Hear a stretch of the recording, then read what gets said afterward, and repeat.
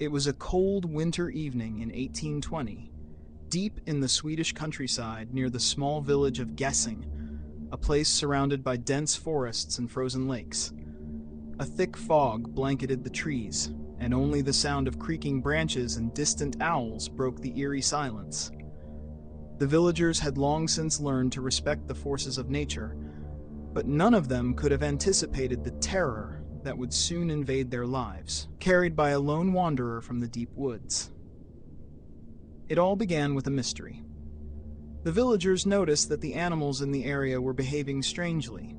Dogs started howling at the moon, cows refused to leave their barns, and the once lively forest seemed unnaturally quiet. Farmers woke to find strange tracks in the snow, larger than any they had seen before, leading from the edge of the forest right up to their doorsteps, only to vanish as if the creature had melted into thin air. Rumors spread quickly through the village. Some said it was a wild bear, starved by the harsh winter.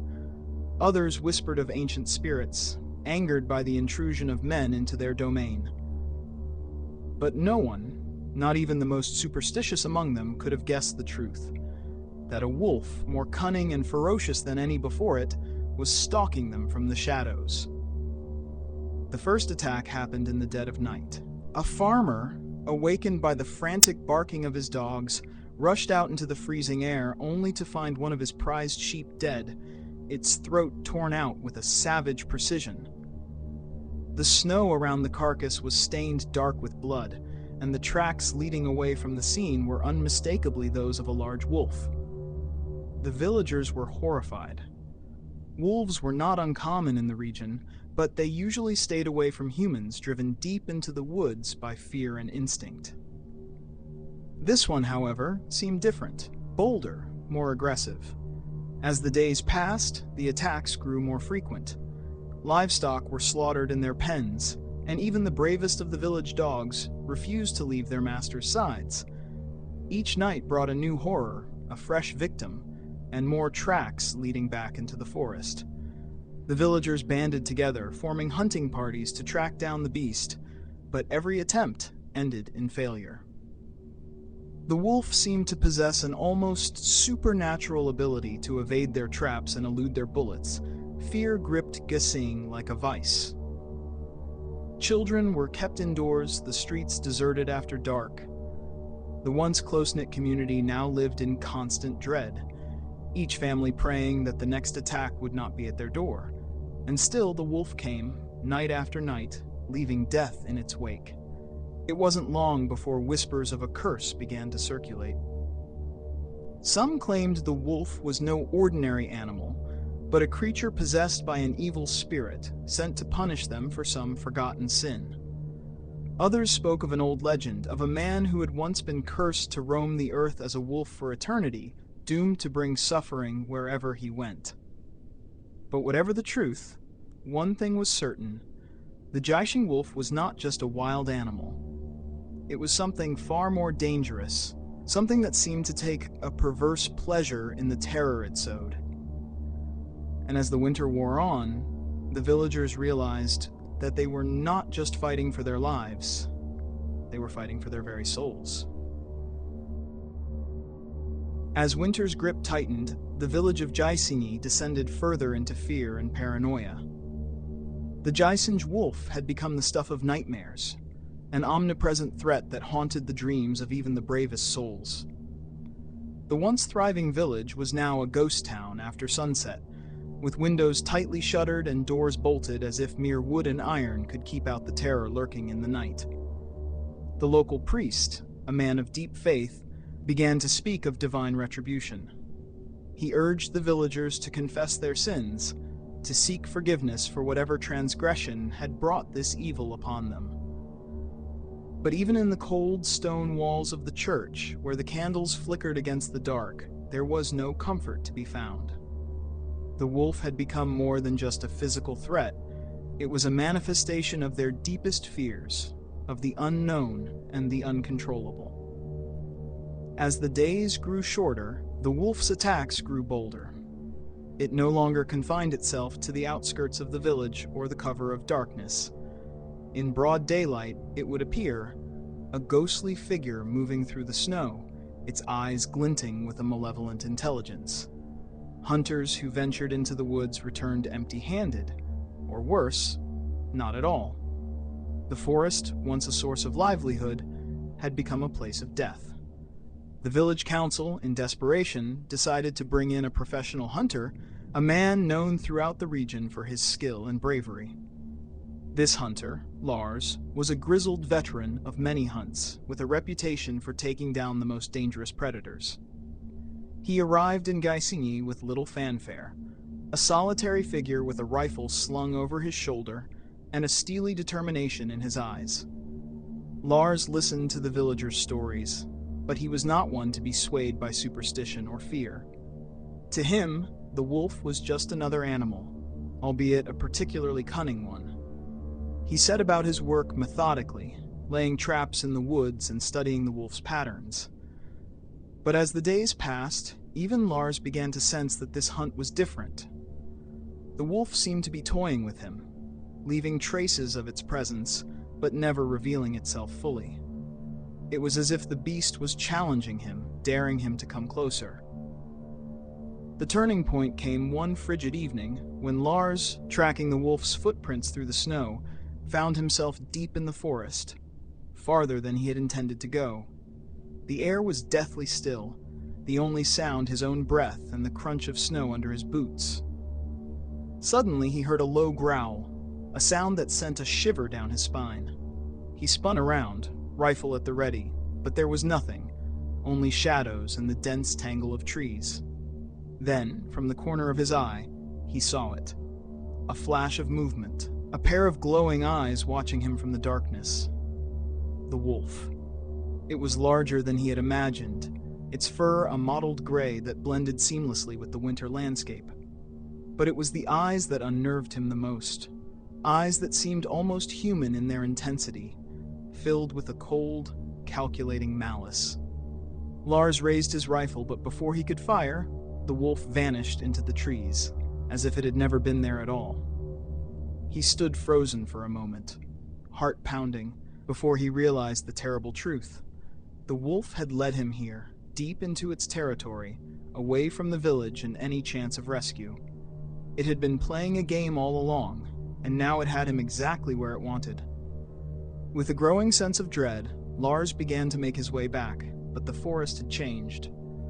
The trees seemed to close in around him, the path he had taken now unrecognizable. Every sound was amplified, every shadow a potential threat. Panic began to set in. For the first time in his life, Lars, the fearless hunter, knew what it was to be prey. Hours later, when he finally stumbled back into the village, exhausted and shaken, he had nothing to show for his efforts but fear. The villagers, who had placed their hopes in him, saw the haunted look in his eyes and knew that if Lars could not defeat the wolf, then perhaps no one could. As the winter dragged on, the attacks became more brutal. The wolf seemed to grow bolder with each kill, as if feeding on the fear it spread. It was no longer content with livestock. It began targeting humans. The first victim was a young boy, found torn apart just outside the village. His death sent shockwaves through Gysinge, the grief and horror rippling through every family, every home. The wolf had crossed a line, and the village knew that it could no longer wait passively. Something had to be done, and soon, before the entire village was destroyed. But what could they do against a creature that seemed more demon than beast? A predator that had outwitted the best hunter in the region. As the days grew darker and colder, the villagers prepared for what they feared would be a final, desperate stand. But in their hearts, they knew that they were facing something beyond their understanding, a force that could not be stopped by guns or traps.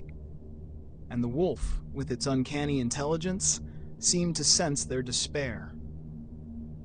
It watched and waited, biding its time, knowing that the true terror was yet to come. The villagers of Gysinge were at their breaking point.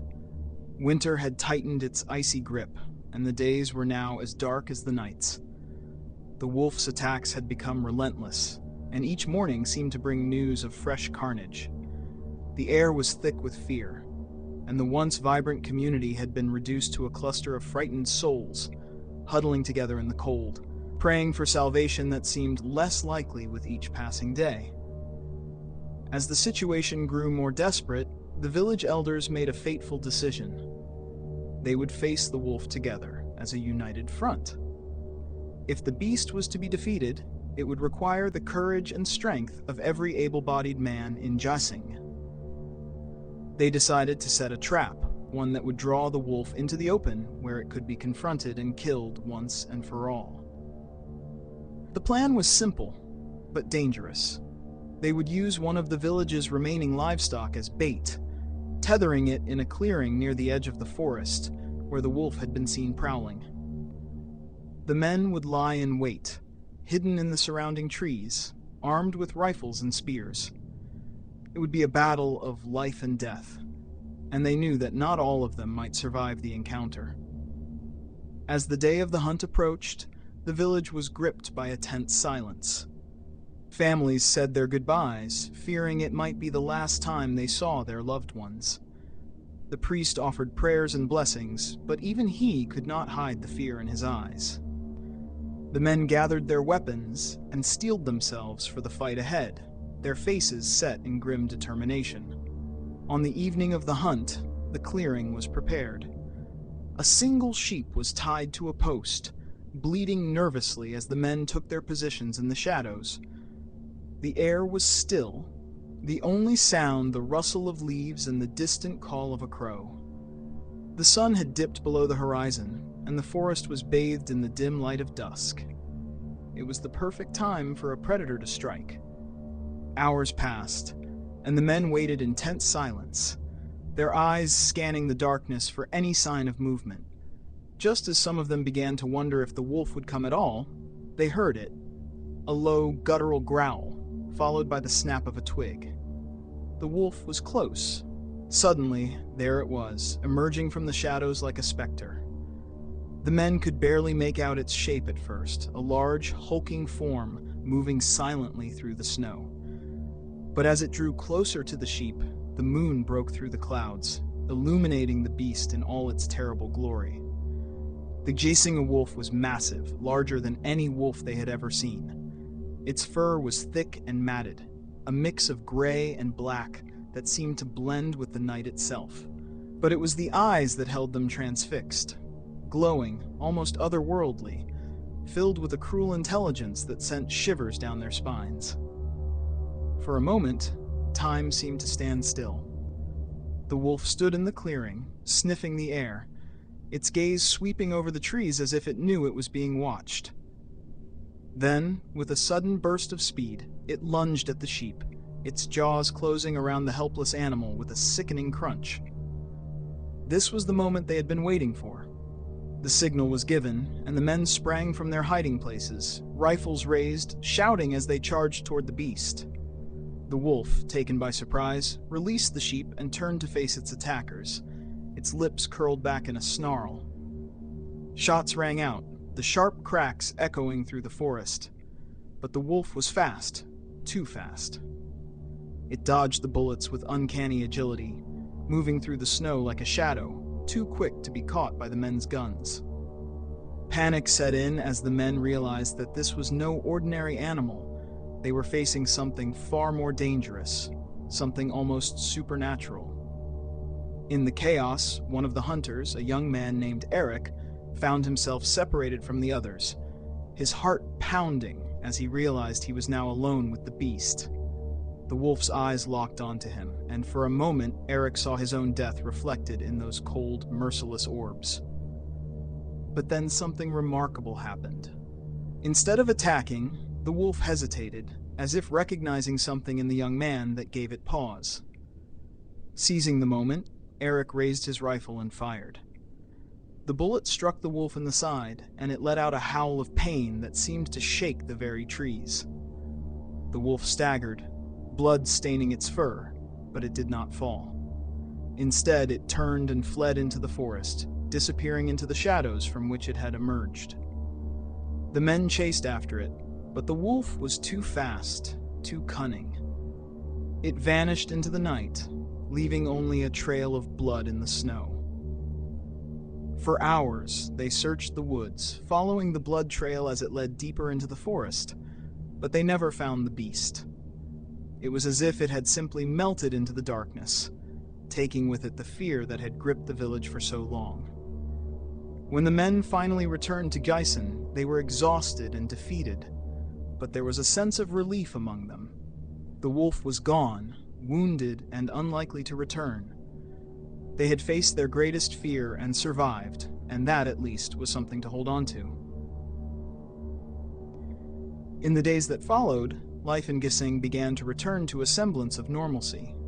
The villagers resumed their work, the children played in the streets again, and the forest, once a place of terror, slowly became just a forest once more. But the memory of the wolf lingered, a shadow that would never fully lift from their hearts. Eric, the young hunter who had wounded the beast, became something of a local hero, though he took little pride in the title. He knew, as did the others, that the wolf had not been just an animal. It was a creature born of darkness, of fear and superstition, and in wounding it, he had only driven it deeper into the shadows. But as the snow began to melt and the first signs of spring appeared, the villagers chose to forget the terror of that winter.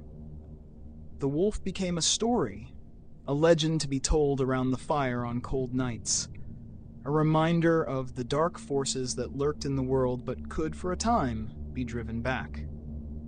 Years passed, and the tale of the Gysinge Wolf faded into folklore, a cautionary tale for children and a curious piece of history for the curious.